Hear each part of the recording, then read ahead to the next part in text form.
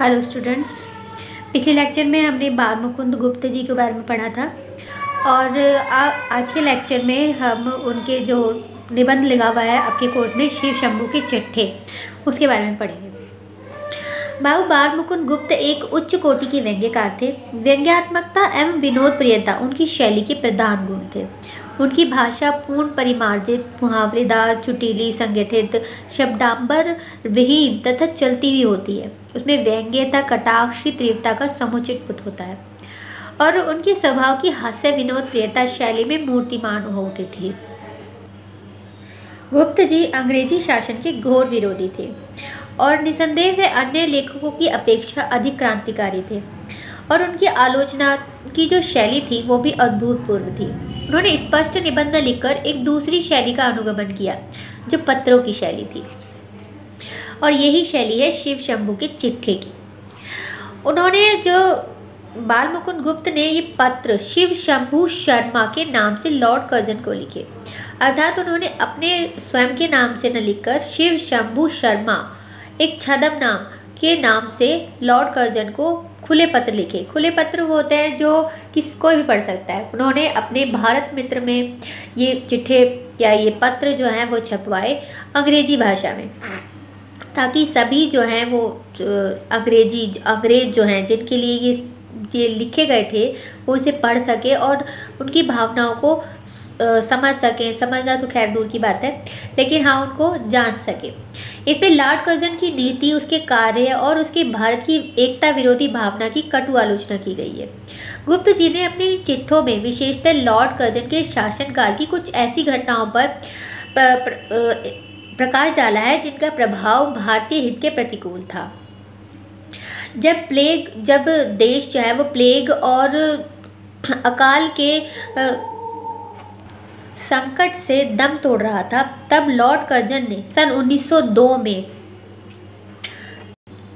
1,80,000 pound व्यय करके दिल्ली दरबार किया था और कलकत्ते में 72,81,875 रुपये मूल्य का विक्टोरिया स्मारक निर्मित करवाया था।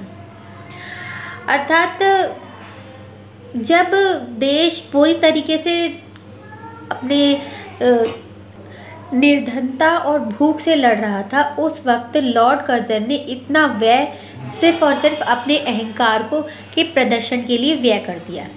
उसके हृदय में भारतवासियों के लिए कोई दया, कोई भावना नहीं थी कि वो इसका इस्तेमाल उनके हित के लिए कर सकता था, लेकिन उसने सिर्फ इतना सारा व्यय अपने अहंकार के प्रदर्शन के लिए कर दिया। शिव शंभू के चिट्ठे में लगभग 14 लेख संकलित हैं, जिनमें से 8 लॉर्ड कर्जन के नाम हैं और इन चिट्ठों की संख्या 11 है। मतलब चिट्ठे जो हैं वो 11 हैं, लेकिन इसके अंतर्गत जो लेख हैं जिसमें चिट्ठे से अतिरिक्त भी कुछ लेख हैं वो टोटल 14 हैं। अब हम इस वाले में आपके जो कोर्स में लगे हुए हैं निबंध, उसमें 11 चिट्ठे पूरे के पूरे 11 चिट्ठों का वर्णन इसमें दिया हुआ है, जिसे हम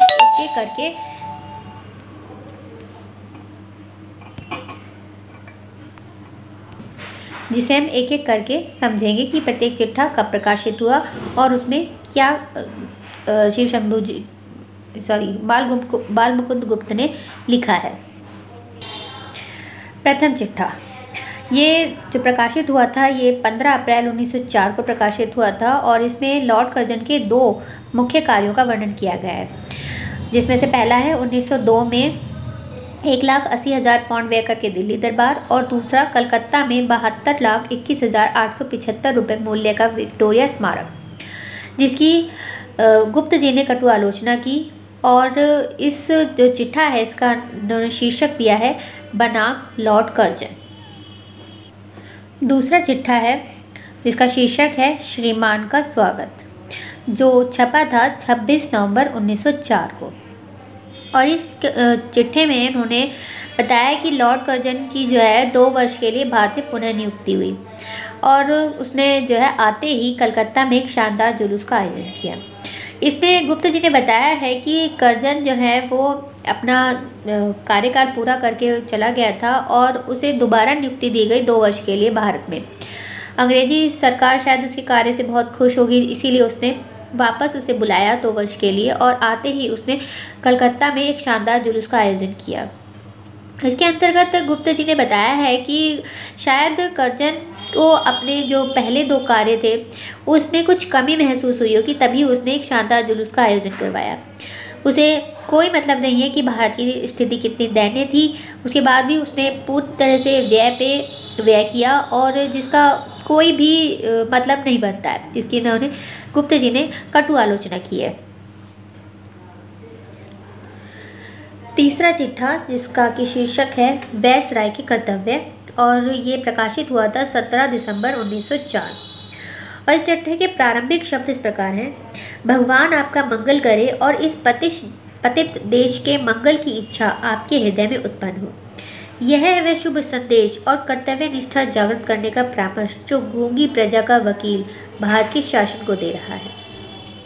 लॉर्ड कर्जन और किचनर के भारत एक के विरोधी कार्य की गुप्ता जी ने कितने ही वर्ष पूर्व कटु आलोचना कर चुके थे, और इसीलिए उन्होंने इसमें कोशिश की थी कि वो जो भारत की जनता है उसके जो शब्द हैं वो शासन तक पहुंचा सके।